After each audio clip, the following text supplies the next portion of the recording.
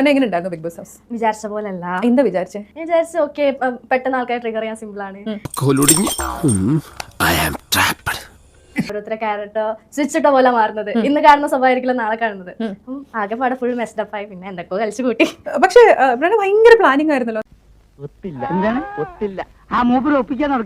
അകത്ത് കയറിയപ്പോഴും പല പ്രാവശ്യം 50 days എന്ന് പറയുന്നത്. ഇറങ്ങാൻ നേരത്തെ എല്ലാവരോടും പറഞ്ഞു ഞാൻ 50 ദിവസം നിൽക്കാൻ വേണ്ടി വന്നതാണ്. എങ്ങനെ പ്ലാൻ ചെയ്തു? താഴേന്ന് പ്ലാൻ ചെയ്തോ?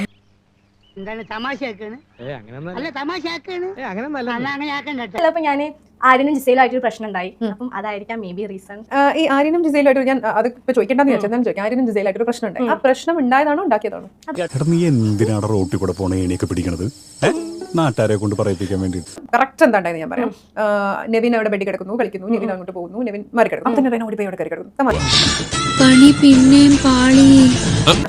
അപ്പൊ ആര്യൻ ഓടി റെന തമാശ ഓടി വന്ന് ഇങ്ങനെ ഒരു പേടിപ്പിക്കാൻ നോക്കും. റെന തിരിയുന്നു. റെന ചിരിച്ചോണ്ടാണ് എണീറ്റ് പോകുന്നത്. അല്ല അത് പെട്ടെന്നുള്ള ഒരു ഷോക്കിൽ ചിരിക്കൂ. അല്ല ചിരിക്കും.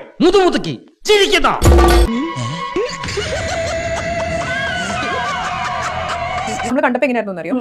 ഞാൻ ഇത് പറയാം. റെന ഇങ്ങനെ ഒരു കാര്യം ആര്യം ചെയ്യുന്നു. റെന ചിരിച്ചോണ്ട് എണീറ്റ് പോകുന്നു. പിറ്റേ ദിവസം റെന ഒരു വലിയ ഇഷ്യൂ ആയിട്ട് വരുന്നു. അല്ല അത് ഞാൻ മനസ്സിൽ വെച്ചിട്ടുണ്ടായിരുന്നു.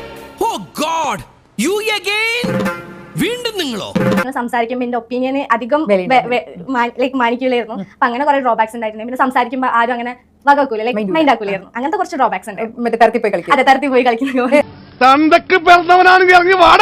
ഒന്ന് പോവാടാ പോയി തരത്തി പോയി കളിക്കടാ. അടക്കം നമുക്കൊന്നും 18ാമത്തെ വയസ്സിൽ ഒരു കുട്ടിക്ക് ബോയ് ഫ്രണ്ട് ഉണ്ട് എന്നുള്ളത് നമുക്കത് അറിയില്ല. നമ്മളൊന്നും അങ്ങനെയല്ല വളർന്നു വന്നത്.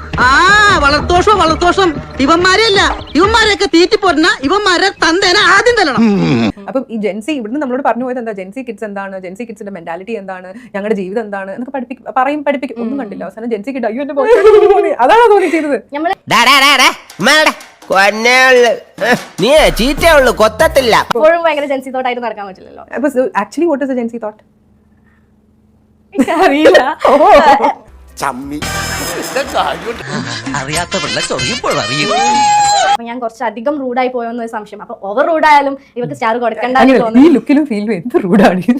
അപമാനത്തിന് തന്നെ അപമാനമാണ് നീ. സീസൺ 7 റെന എന്ന് പറയുമ്പോൾ എന്തായിരിക്കും ആൾക്കാർ ഓർക്കുണ്ടാവുക? സീസൺ 7 റെന ചൊറിയാൻ പോഴുന്നാണ്. അല്ല, ഫസ്റ്റ് യങ്ങസ്റ്റ് കണ്ടത്.